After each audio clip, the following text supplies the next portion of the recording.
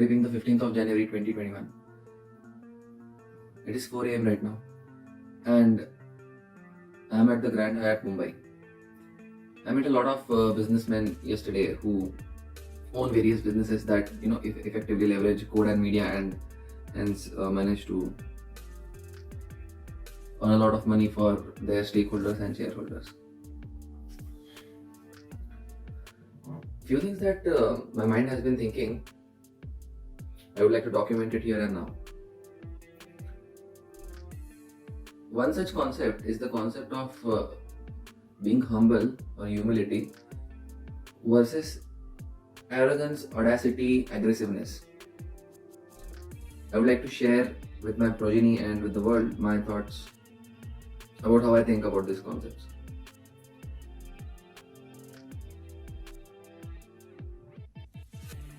I'll again start with the bottom line first. I feel that it is important for us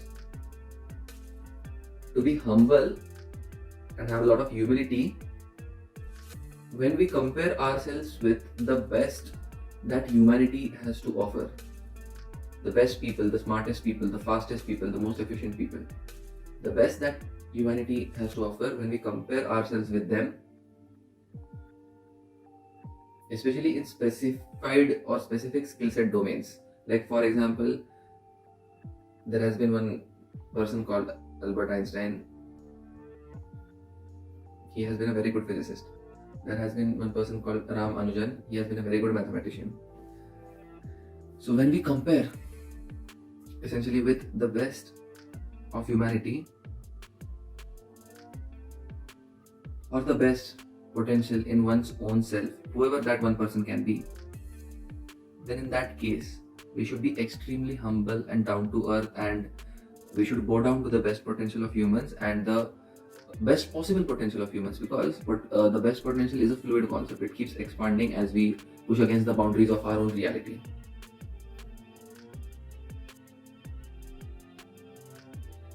Not only does this work very well while we interact with the other humans in the world, but also it is actually the right way to think. One should not deploy a fake humility as a trick or a hack in order to kind of game the system. Real humility works the best and it has a lot of potential and power. So it is important to actually understand that no matter who one person is, their potential is limited by their time, by their life circumstances, by their genetics, and by various other factors, by the economy in which they are living, by the geolocation where they are born, by their external environment as well as internal environment, etc. And since the potential is limited, no matter who one single person is, if that person is not being humble, then firstly they are not growing, and the collective human subconscious psyche does recognize that that person is a very arrogant person when it comes to talking with others, etc. And thus, smart people who recognize and realize this social trait and attribute may not bond or gel well, or one wouldn't be able to leverage networking effects and human social connections and social capital in order to achieve what one wants to achieve if excessive arrogance is displayed and lack of humility is displayed. Now this also entails situations wherein we interact with our own staff, employees, etc., as well as the staff, employees of the hotel or places that we are residing in, or any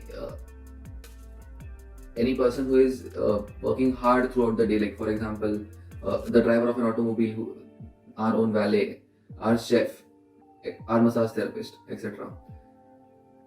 It is important for us to be very humble and very polite to all of these people around us, because each and every person's circumstance has been different. Each and every person's opportunity towards achieving education has been different, and education is the greatest skill set that a human being can achieve, especially in the 21st century. This is very clear and apparent. I don't even need to explain this further. And hence, the job or the profession that each and every single individual is doing is not really a well-defining limitation of their own true potentiality. Hence, everyone needs to be very polite with everyone else pretty much. Because not being polite and thinking that one is far superior than the people they are encountering in day-to-day life would make one much less humble and much more prone to vain pride, vanity and arrogance, which will effectively boomerang back into lesser amount of growth, progress and success eventually in one's life. The so-called law of karma can actually be biologically traced back to how the collective human subconscious or the collective human conscious psyche is working in storing information about the people who are being arrogant and hence not good partners to work with. I also don't understand what is there to be so arrogant about, because human intellectual bandwidth is limited, cache is limited, disk space is limited, human biological capabilities are limited. Even the fastest human who runs the fastest on earth cannot compete with a cheetah, cannot compete with the fastest bike. So when we as humans have so many limitations, I don't really understand what is there to be arrogant about. I would like my executives to understand this concept and internalize it well, that being humble and being polite always goes a long way, and it is the right way to be. Irrespective of whether it goes a long way or not, it is the right way to be. One can have specific knowledge and specific skill sets in some specific domains. For example, the fastest human being on earth can run the fastest, but he cannot play the best chess. The person who can play the best chess on planet Earth cannot play the flute or the guitar in a manner that will be considered anywhere near the best, more often than not. If a person is multi-talented, then there can be exceptions, but this is what generally happens, that people are skilled and talented according to various different domains.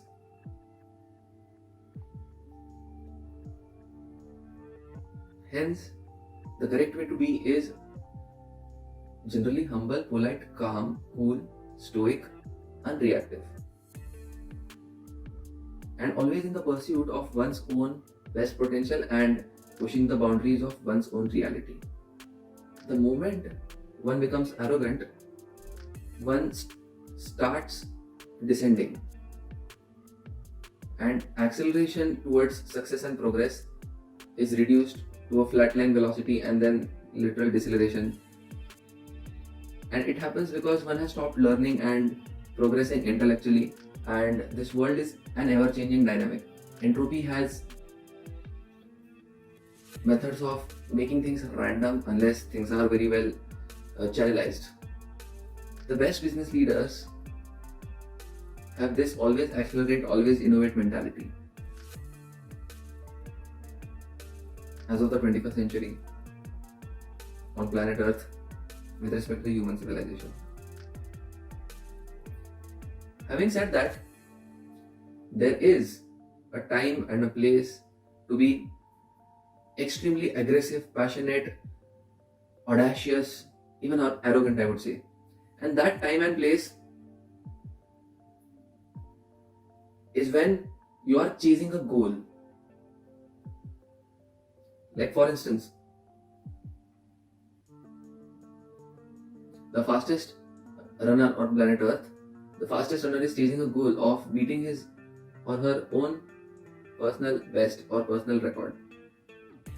Similarly, the best chess player on Earth is trying to push the boundaries of their own reality by trying to do well against the best that an AI or a computer has to offer. So we can be extremely audacious and arrogant, when we are trying to push hard against the boundaries of our own reality and trying to achieve and accomplish a particular goal or set of goals. That is when it makes sense to be extremely audacious, aggressive, passionate, and prideful compared to what we have achieved in the domain earlier. Because if we don't do this, then in that case we'll always be boggled down by the reality around us and by physical and topological and the sociological and fiscal, financial and otherwise limitations of the situations around us. It is important to think from first principles and think whether evidence shows and whether physics and critical thinking and logic shows that this particular set of events and this particular outcome, whether it is possible or not. And if it is possible, it is very important to aggressively innovate, aggressively help the team, inspire the team to innovate, and aggressively chase the outcome that you have set out to chase, that one has made the aim that is to be accomplished. Here, there is no comparison with the best of humanity, and there is still, even when we are chasing an outcome and being arrogant and passionate and audacious about it, there is still extreme amount of humility compared to the best that we as humans can do and that one person as an individual can do. So this is one situation in which it is necessary to be audacious, arrogant, but the audacity and the arrogance is not directed against any other human being. It is directed towards achieving a goal in life, achieving an outcome in certain particular circumstance. It is directed towards that.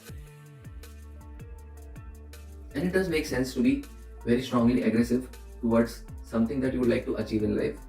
Because if you are not, then the nature of entropy and human sociology and biology is such that things will be random and the dice won't really fall in your favor more often than not. That is how probability works. Incidentally, let me also remark, and I'll explain in another video, the reason why we see different demographic and different humans and individuals actually being so varied and different. It is because quantum mechanics is probabilistic, and hence the outcomes of experiments fall on a spectrum. Because of that, the sociology, the economics, the politics, and the human behavioral patterns that have emerged out of the biology that governs the human beings, that is a subset of chemistry, which is essentially a subset of physics, in which we behold quantum mechanics, are statistically relevant. All the human sciences, economics, sociology, politics, etc., they are statistically relevant, and that's why we always see a spectrum or a demographic. Anyway, coming back to the point, one place where arrogance is justified is when we are trying to aggressively chase and achieve one goal. At that point in time, audacity, arrogance is justified. But then again, vanity is not correct.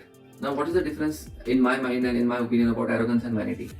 So, in my mind, arrogance or aggressiveness is wherein we can, or self-confidence. What is the difference between self-confidence and overconfidence or cockiness, so as to say? In my mind, the way in which it works is, in my mind, arrogance or audacity or self-confidence, all these are representing that you are, or one is self-confident in achieving some particular set of objectives and goals. The moment it becomes overconfidence, then there are a few defining parameters or particular characteristics that we can see happening or taking place. An overconfident individual or a person exhibits these characteristics.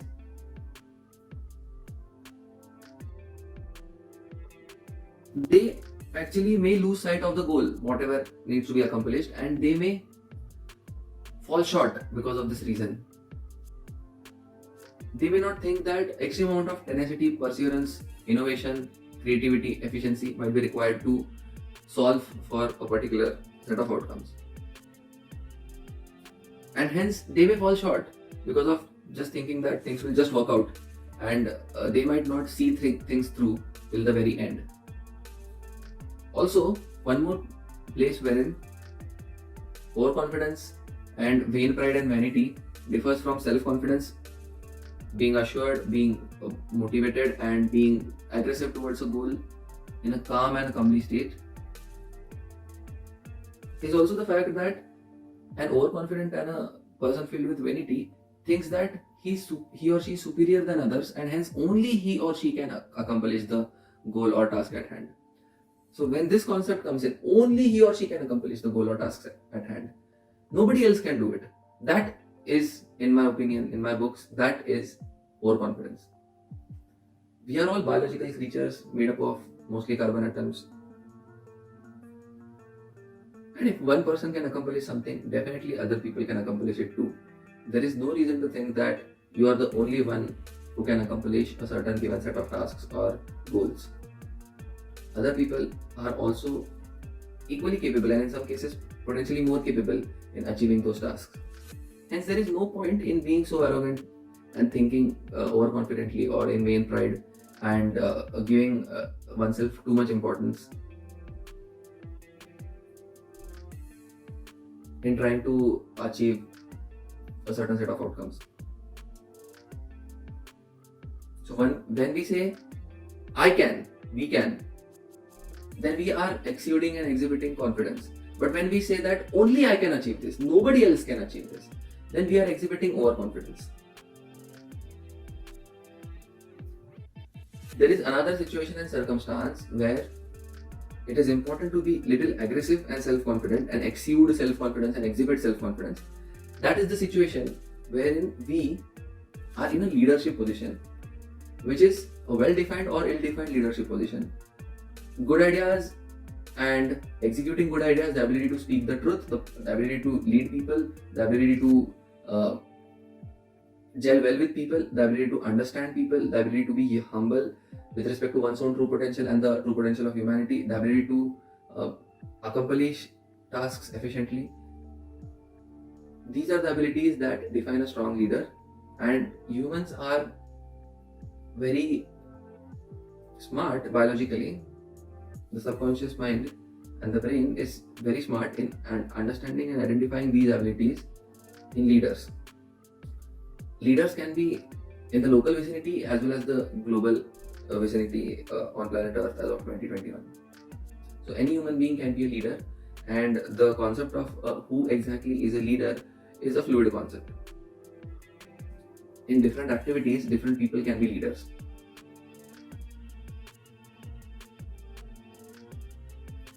Even if the team remains the same. For instance, let us say when it comes to business processes, a team leader who is leading the team in that particular business process can be the team leader. But let us say the same team were to go on an outing trip or for yoga or for dance, aerobics, etc. Then in that case, let us say somebody else who is better at dance, yoga, planning outings, etc. can be the leader, potentially speaking. So the same person in the same group cannot generally be the leader for all activities. For different groups or for the same group, for different activities, different people can be the leaders. Whenever one finds themselves in the leadership position, it is then that it is more important to think from first principles and not by analogy. We should not compare with others or what others have accomplished. We should just derive inspiration from what has been accomplished in the past, only inspiration, and then think ahead with respect to first principles as to what can be accomplished in the future.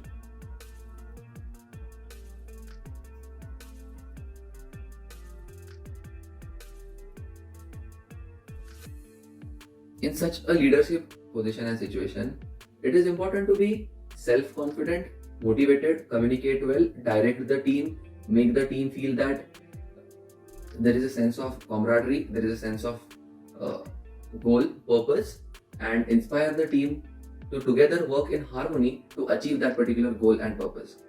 So here, one can't be extremely humble and shy and introverted. Here, this is a situation wherein the leader has to be more extroverted than introverted, and the leader has to be calm, cool, confident, self-confident. The leader has to know what things will work, what things won't work, and the leader is actually the key decision maker. He or she cannot really make decisions if he is too underconfident and too shy and too afraid of making decisions. So as a leader, here in this particular situation, you need to exhibit some amount of self-confidence, arrogance, pride, but this is a very contextual situation wherein you are leading a group of people. Because if you are not self-assured, self-confident, and if you don't instruct and take decisions fast and efficiently, then in that case, neither will the goal be accomplished, nor will the team or the people who are following you in this particular task, at this particular space-time location, they won't really have any vote of confidence in you. And the way in which human socio-biological systems work is that humans work very well in teams. That is how we have evolved, in small tribes and small teams. And humans work very well in small tribes and small teams. So the small team will not really be able to accomplish anything if your leadership fails, or if one's leadership fails. So it is important as a leader to be a little aggressive. Now, how do you balance the initially described humility and calmness and stoicism with the aggressiveness of being a leader or trying to accomplish some things? This is what, and this is the way in which I think about it, and I would request my progeny and my business executives to think about it in a similar manner. The business executives that we are associated with, as well as my progeny. And I think this is the right way to think. We have to be extremely aggressive towards goals, aims, ambitions. Realistically aggressive. We should realistically realize our own true potential as well as the limitations of our own self. So aggression has to be there towards goals, keeping in mind that we are not the best, we are not even the best that we can be. We probably are not the best in the world, because let's say there are a few people who are like really, really good or the best in the world. Even they can push against the boundaries of their own reality, and even they can go ahead and expand their own reality, their consciousness, and accomplish more in life. So we are probably not the best in the world. Even if we are the best in the world, we are far from the best that we ever can be. So the arrogance that we are exhibiting, it has to be very conscious and local arrogance. It has to be present in the local vicinity of one as a person. And the arrogance has to be directed not at any human being, but at a goal or aim in life. That is an abstraction of something that needs to be accomplished. Like for instance, let's say humans, before they went to Mars, it was little inconceivable for some humans that how can we actually reach Mars, that is another planet, and that is like so. It can be difficult to reach Mars, so on and so forth. But as humans will reach Mars at this point in space-time, in this geolocation, we haven't. But when we do reach Mars, and since it is physically possible, and I would like to also contribute in this goal of reaching Mars, since it is physically possible, I don't see why not. Like, it is definitely doable. So when humans do reach Mars, then in that case, all of humanity or most of humanity will have the perception that okay, this is now easy to be done. But before humans reached Mars,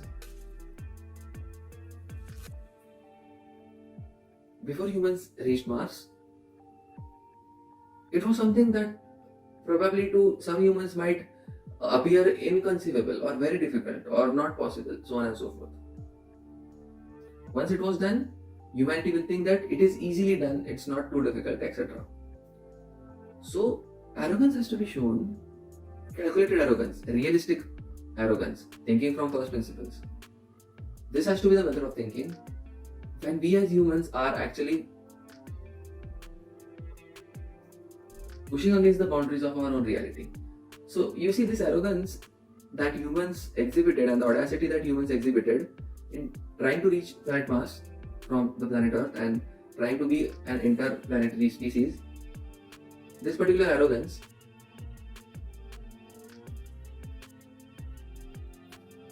was exhibited against a goal or a concept and not against any other human being. Let us understand this. Nor did we say that only one person can accomplish this, any other person can't accomplish this, so on and so forth. So yes, there is certain amount of audacity, certain amount of arrogance, certain amount of aggressiveness, certain amount of passion and zeal that is exhibited in accomplishing the goal of trying to reach Mars. But all of these things are against a concept, against an aim that we have set for ourselves. It is not against our own true best potential nor against the best potential of the best that humanity has to offer.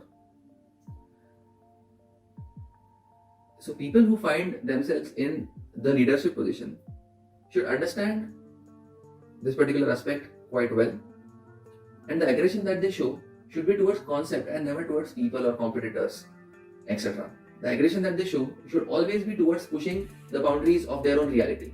Now, how do we know? How do we know when to be aggressive and when to be submissive and humble? It is quite simple when we understand that people around us, we know that without us leading them and encouraging them to push the boundaries of our own collective reality together. Like for example, humans launching from Earth and landing on Mars is actually pushing against the boundaries of the present human reality as of this space-time coordinate. It is pushing against the boundaries of their own reality. So when we know that, when we feel confident that this needs to be accomplished, and if we don't lead people, then in that case the boundaries of reality cannot and will not be pushed. When we know this, then it is time to lead and be aggressively charging towards the goal or outcome in order to accomplish that particular goal or outcome. This is the time to be a leader and encourage others and direct others to follow you. The aggressiveness has to be against or towards a concept and not towards a competitor and not towards a person or a set of people. This is very important for everybody to understand.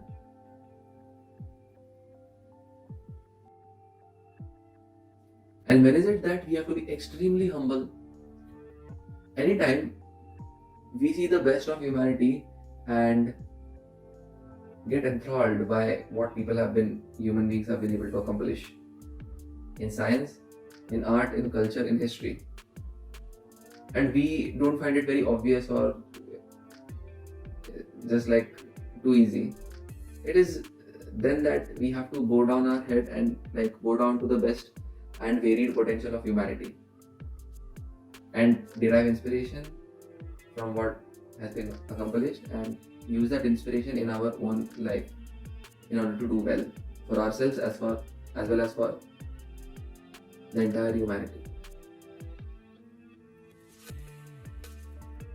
It is thus important to realize that extreme humility and extreme audacity can actually go hand in hand, and when psychologically executed properly, the concept of being extremely humble as well as extremely audacious can really help one accomplish a lot in life.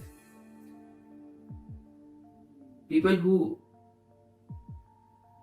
misjudge and misexecute these traits usually end up not accomplishing as much as they could have otherwise in life. So it is important to realize all these things. I wish one and all, as always, in all the endeavors that are currently happening and will happen in the future in our lives, light speed.